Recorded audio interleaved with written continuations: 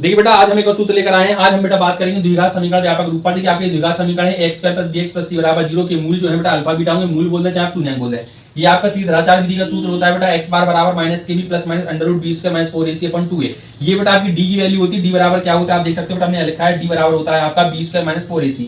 ठीक है, इस पर पूरी बात डिपेंड करती है कि यदि d का मान ग्रेटर देन 0 है, ग्रेटर देन मतलब 0 से बड़ा है तो मूल बेटा वास्तविक होते हैं और असमान होते हैं। इसलिए असमान बोलोगे क्योंकि यहाँ पे प्लस माइनस लगा होता है। अगर d का कोई ना कोई मान आएगा तो वो दो तरीके से लिखा जाता है, प्लस में भी और माइनस में भी। अगर d बराबर 0 है, d बराबर 0 है, b स्क्वायर माइनस 4ac का मान 0 है, तब मूल वास्तविक होते हैं और समान होते हैं। ये आपकी बहुत इंपॉर्टेंट है, इस पर सवाल आता है। सेकंड वाले वेरी इंपॉर्टेंट है, याद रखिएगा। ठीक है, इस पर सवाल आता है कि मूल समान है तो हम d बराबर 0 रखते हैं और k p q इन तरह के मान निकालते हैं।